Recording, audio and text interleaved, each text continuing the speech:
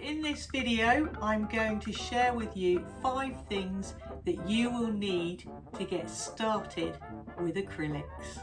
My favourite colour, and this colour would be great for an underpainting on canvas. Yay. I've got a new chair. Hello creative souls, and welcome to this week's video. Audrey's joined me this afternoon in the studio. We've been out for a rather wet walk today. The weather's very odd here in the UK at the moment. We've just had lots of hailstones. So she's looking a bit of a scruff bag because she got very wet and she's only just dried out.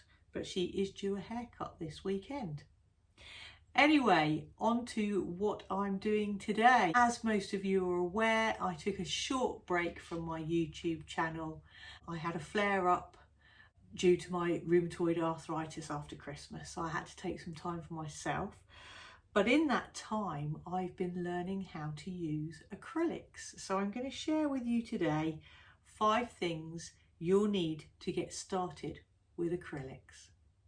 So I'm going to talk you through a few things that I've been using over the past few weeks.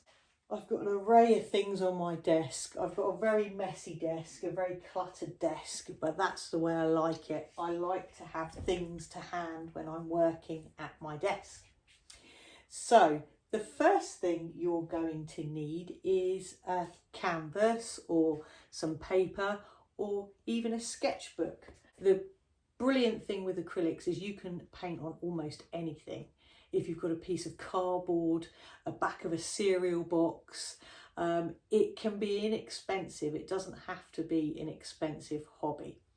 So the sketchbook I'm going to introduce you to today is by Sea Whites, and it's actually called an Octopus Sketchbook. And the wonderful thing about this sketchbook is the pages are concertinaed. The pages are fairly smooth as well, so it'd be great for watercolour, it'd be great for gouache, but also it will be great for acrylics. And I thought with spring coming up, I might do some birds, I might do some spring flowers, but there's quite a few pages to fill up, but I thought that's quite an exciting sketchbook to try out. This paper is called an acrylic paint pad. This is by Acrylic. Imagine, draw, paint and create. And I first saw this pad on a Sandy Hester video. It's 400 GSM and it's got 25 sheets in here. And when I opened it earlier on today, I noticed that the pages, they're a bit grey. So I don't know what this is made of. It says it's heavyweight painting paper, a textured surface for maximum bondage and layering of paint, suitable for mixed media techniques, acrylic, oil, watercolour and others. It's acid-free, pH-neutral paper which never bleeds, fades or dims over time. So I'm going to be trying that out at some point. The other thing you're going to need is some sort of canvas.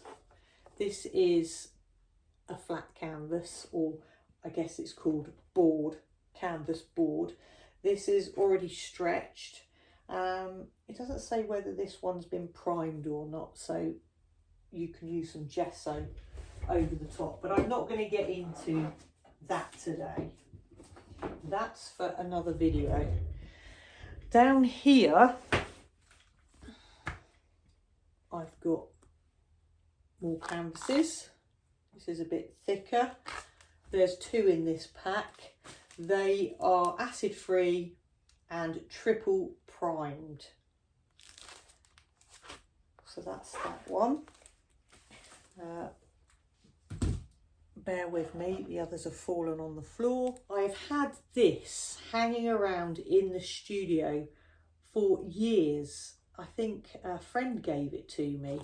It's like, I don't know if you can see that, it's still in the plastic, but it's like a natural canvas, natural looking. This is by Pebeo, and it's a 20 by 20 centimetre canvas. So I'm going to use that at some stage.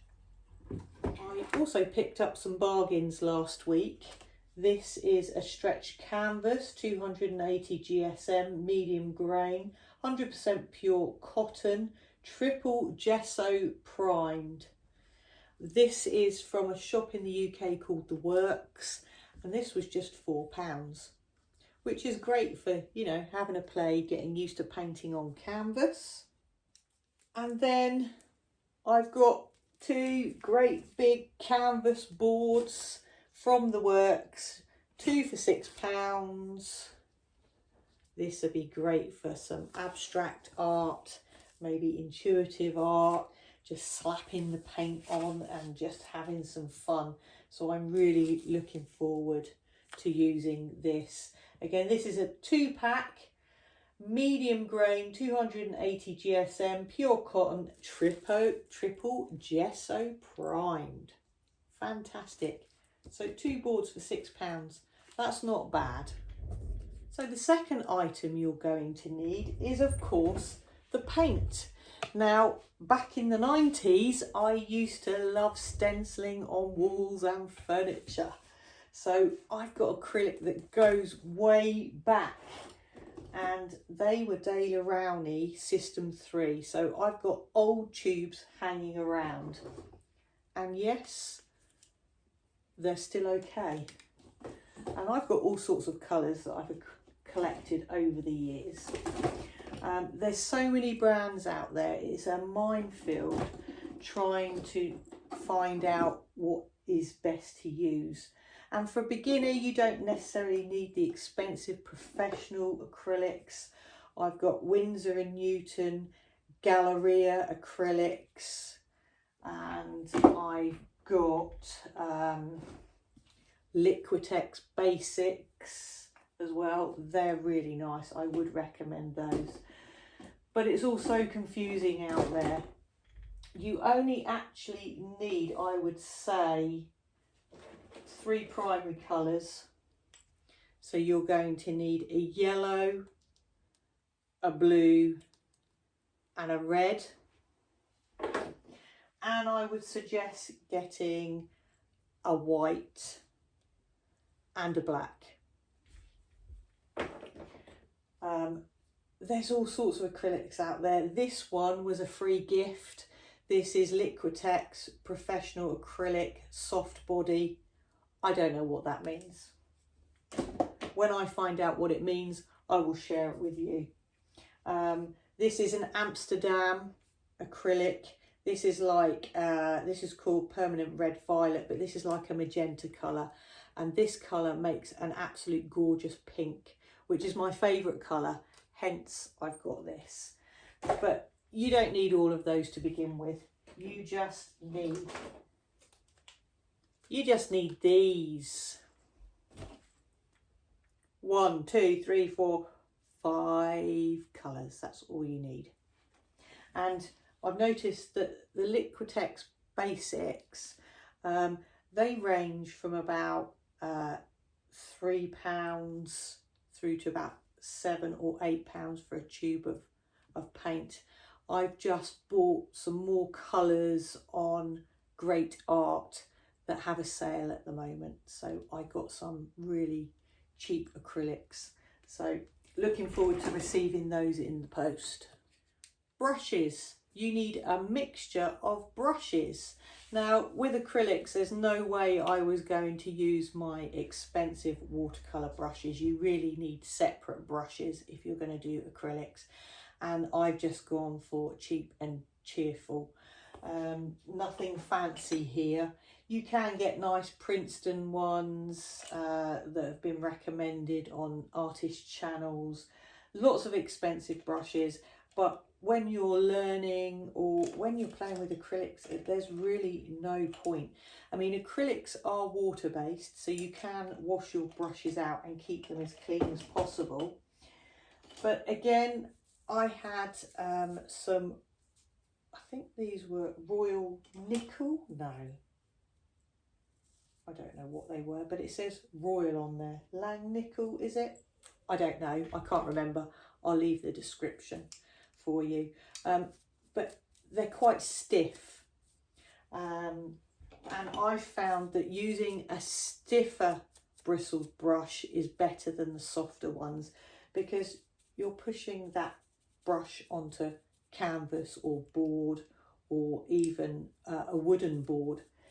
And you paint very different with acrylics. I mean, I tend to try and go as loose as possible, so I will hold the brush out sort of arm's length, and you might do sort of stabby movements rather than flowing like you would with watercolour. So selection of brushes, I've got a size 16, a size 24 and a size 8 round head. I've got a 22 flat, and I've got a filbert brush. This is a size 12 filbert brush, and this is a Rosemary & Co one, a short flat one. Don't know what size that is really, but again, long handled. And then I've got a couple of decorating brushes to do backgrounds and big sweeping movements. So that's a 1.5 inch, that's a 1 inch. So they're the brushes. I'm sure as time goes on, if I enjoy the acrylics, I will increase my brush sizes, and maybe I might get some better quality ones, but I don't think so.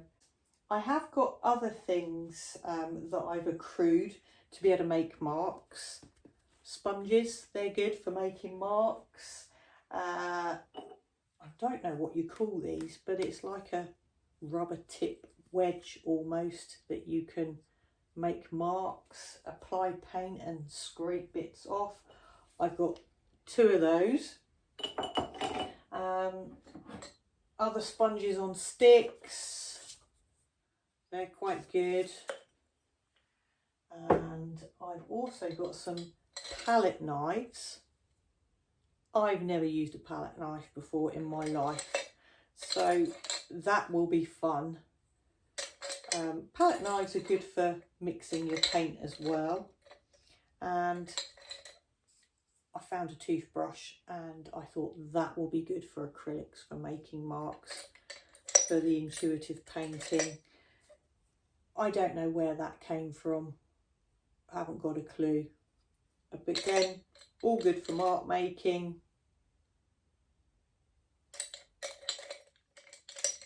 But you don't need these things. What you could do to get marks is turn your brush around this way and make marks with the end of your brush. And if you're not too precious, if you've just got cheap brushes, it doesn't matter what you do to them because they're easily replaced. So that is the brushes. I'm looking at my list down here because I wrote these down because I've got an awful memory at the moment. So we've done the brushes. Number 4 is a mixing palette. You're going to like this. So the mixing palette, you can use a plate. I tend to use a white china or porcelain paint for watercolour. With acrylics, I use a glass baking tray. This is actually a Pyrex tray, and I find they mix nicely on the glass. I saved an old tray the other day from dinner. This is a plastic tray, so you could save up your plastic trays and you can mix on those. And the last thing you will need with acrylics is water. And I tend to have a couple of big jars of water on the go bit like with watercolour, you can have a dirty jar and a clean jar. And I've also got a water sprayer as well to be able to loosen up the acrylic. With acrylics as well, paper towel, you can clean your brush as you go along. It's not like watercolour where you've got to completely clean your brush. I tend to mix colours and, you know, they contaminate each other. So that, or just a cloth like that. This I actually use for my soft pastels. But anything, an old tea towel, anything you can wipe your brushes off with. So that's my 5 things you're going to need to get started with acrylic paints. I have got some extras for you. So as time has gone on, and I've picked up more hints, tips and tricks, you will need some extras, I think. And you can build them up gradually. So let me show you the extras. Okay, so I'm holding on to the camera now, and I've turned you around because I got an easel for Christmas, or it might have been my birthday. Christmas and birthday very close together, 2 of the same thing to me. So here's my easel, and here's a canvas that I did fairly recently. This is a hydrangea. I used my fingers for the background, and I used a brush to do the petals, but it was all very loose and it was such good fun. On here I've got my spray bottle full of water. I've got some tea towels here that I wipe the paint on. I have got my easel on an old sheet because I don't want paint splats on the floor, because I'm not a messy artist. I'm very tidy, which, you know, I don't know if that's going to be good with acrylics. The kind of acrylics that I want to do anyway. Then I've got some latex-free gloves. I was going to show you them. I don't know why. What's the point in showing you latex gloves? But they are good for putting on because, like I say, I did this with my hands and it felt so good. I must show you Audrey. She's not impressed with my easel. She wants to go downstairs because it's her tea time. But, you know, she's had porridge today. She can wait 5 minutes. It's not a problem. On the back of my easel, I have got an apron because acrylics are messy. So you might want to get yourself an apron. So on my desk, I have got a tabletop easel as well for smaller projects. Again, this easel has been around for years. It's moved house with me several times. I don't know where it came from. It's not a particularly expensive one. It may have even come from the works. What else? What other extras? Oh yes, I was going to talk to you about gesso. Now, some canvases or boards even can be quite textured. So the white gesso it's a bit like white paint, but it will help with the texture on the canvas. And lots of people will put a couple of coats of gesso onto their canvas just to give a base to prime it. And some people will then sand it down to make it nice and smooth. I think you can also mix gesso with darker colours and use it like a paint, but I'm not sure. I will do another video on gesso and how to use it. This I bought a while ago. It's still got, you know, it's been sat for ages. It's got dust on the top. You have these good intentions, don't you? But don't get around to using these things. This is a slow drying medium by Winsor & Newton. And I think that what that means is you put a few drops into your paint because acrylic can dry quite quickly. So if you put some of that into your paint, that will keep it wetter for longer. And then finally, a little extra is the paintings that I have done on canvas. I haven't varnished yet, and you really should varnish over the top because it helps with the light fastness, but it also protects the painting. So this is Liquitex. This is a professional one. This is a satin varnish, but I am still to varnish. Well, it's quite liquidy as well. I don't know if you can see that in there. I'm still to varnish my canvases. So I'm going to varnish this one and this one. Oh, one thing I forgot to show you is this. This is in the extras category. I watched an artist on her YouTube channel and she does the most gorgeous abstract florals, and I will leave her link in the description below. I think she might be called Kathleen, but this is a Princeton Catalyst wedge, and it's sort of like rubber, but the way she uses it is amazing. She just uses it to move the paint around and to apply paint onto the canvas, and she gets the most gorgeous movement and textures and abstract florals, and her paintings are just so gorgeous that you really need to have a look. And I think you will probably want to get a Catalyst wedge as well to give it a go for yourself. I'll leave the link in the description below. That brings me to the end of this week's video. My journey into the world of acrylics. I hope it inspires you in some way to pick up a paintbrush and give acrylics a go, maybe in your sketchbook, or if you're feeling brave, on a canvas. If you've used acrylics before and you've got any top tips for me, please leave them in the comments below. But until next time, happy painting.